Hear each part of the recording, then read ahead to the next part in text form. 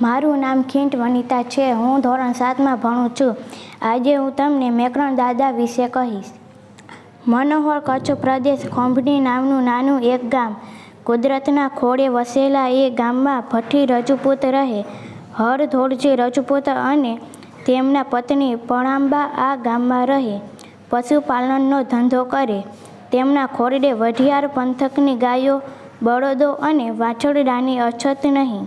આંગળું ધમધમે. હરધોળજી ભઠ્ઠીના પ્રાંગણે વિક્રમની 18મી સદીને પ્રથમ 25માં છેલ્લા વર્ષોમાં પુત્ર રત્નનો જન્મ થયો હતો. તેનું નામ રાખેલું મેકાજી. 4 વર્ષ પછી બીજો પુત્ર અવતર્યો. નામ રાખેલું પતાજી. મેકાજી અને પતાજી ભારે રમતિયાળ, આનંદી અને મજાકિયા. અવનવી બાળ સુલભ ચેષ્ટાઓ કરે. ઘરનું વાતાવરણ કિલ્લોલથી ગજતું રહે. મેકાજી 10 વર્ષના થયા. પિતાએ એમને વાછરડા ચરાવવાની કામગીરી સોંપી. કહ્યું, દીકરા, આપણે તો વગડાના છોરું, વગડો આપણો પ્રાણ. પોતાની ઉંમરના કેટલાક બાળકો સાથે મેકાજીને ભાઈબંધી સૌ સાથે વગડે જાય. વાછરડા ચારે. આનંદ મસ્તીમાં દિવસ પસાર થઈ જાય. સાંજે પણ ફરે.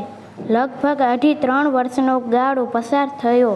મેકાજી અને પતાજી ભણતરની કોઈ વ્યવસ્થા નહીં હોવાના કારણે અક્ષર જ્ઞાનથી વંચિત રહી ગયા. હસતા રમતા મેકાજી 13 વર્ષના થયા. તેઓ પ્રતિદિન વાછરડા લઈને વાડીએ અને વગડે ભમે. સાંજે પાછા આવે. પતાજી 8 વર્ષના થઈ ગયા. દિવસને જતાં વાર લાગે.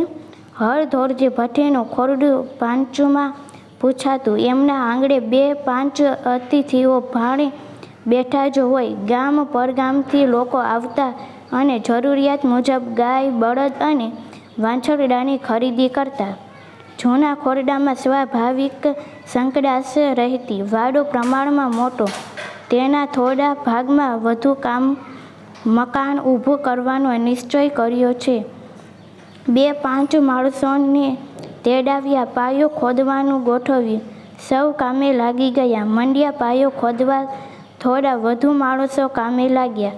સાંજ પડી ત્યાં જ જણ દોડ્યો આવ્યો. હરધોળજી પાસે આવી બોલ્યો, પાયામાંથી પોટલું નીકળ્યું છે. હરધોળજી નવાઈ પામ્યા. વિચારમાં પડી ગયા. મારું બેટું પોટલું નીકળે કેમ? પાયામાંથી શું કામ? હાલો જોઈએ તો ખરા. હળી કાઢીને જ્યાં પાયો ખોદતો હતો ત્યાં હરધોળજી પહોંચ્યો. નવાઈમાં ડૂબી ગયા. સાચે જ પાયામાં એક પોટલું પડેલું હતું. ભગવા રંગનું પોટલું હતું. જાણે હજી હમણાં જ લાવીને મૂક્યું હોય તેવું નવું નક્કોર હતું. થોડું વધારે ખોદો. હરધોળજીએ મજૂરને કહ્યું. પોટલાનો થોડો હિસ્સો હજી અંદર છે. ઠીક મારા ભાઈ. મજૂર ખોદવા માંડ્યું. અંદરથી એક પથ્થરની કુંડી નીકળી.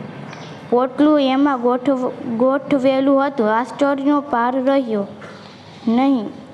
તાબડતોબ પોટલું ઉપાડ્યું. ગોઠો ખોલી અંદર જોયું તો બધા સ્તબ્ધ બની ગયા. પોટલામાં સાધુના વસ્ત્રો મૂકેલા હતા. તંબુડી, ટોપી, ચાખડીઓ, પાવડી, ખપ્પર, અંચળો અને ચૂંદડી પણ એમાં હતા. સૌ વિચારમગ્ન બન્યા. આ બધી અજબ વસ્તુઓ કોણ લાવ્યું હશે? પોટલાનો મૂકી કોણ? શા માટે? કોનું કામ હશે? પાયામાં બધું નવું તાજું રહ્યું કેમ? ઘણા પ્રશ્ન થયા. કોઈ ઉકેલ રૂઝ્યો નહીં. છેવટે હરધોળજીએ પોટલું વ્યવસ્થિત રીતે હતું એમ કરી પોતાના ઘરમાં ખીંટીએ ટીંગાવ્યું. મનથી મંજૂબો કર્યો છે, જ્યારે કોઈ સાધુ મહારાજ આવશે ત્યારે આપી દઈશ. એ દિવસે પડતું પાયો ગાળવાનું કામ અટક્યું. મજૂરો ઘરે ગયા. મેકાજી વાછરડા ચરાવી પાછા આવ્યા. ઘરના ઓટલે આવ્યા. પગથિયે પણ દીધું. પેલું પોટલું નજરે ચડ્યું. પોતે એક ક્ષણ થોભી ગયા. પોટલાને સ્પર્શ કર્યો. કંઈક વિચારમાં ડૂબ્યા. મેકાજી પતાજી પાસે આવી બેઠા. માએ ભોજનની થાળી તૈયાર કરી. મેકાજી હજીએ વિચારમગ્ન હતા. જમ્યા ન જમ્યા ઊભા થયા. ખાટલે આવી આડા પડ્યા. ઊંઘ આવે નહીં. પતાજી અને આવીને બાજુના ખાટલે પોઢ્યા, પણ મેકાજી નિદ્રાવરણ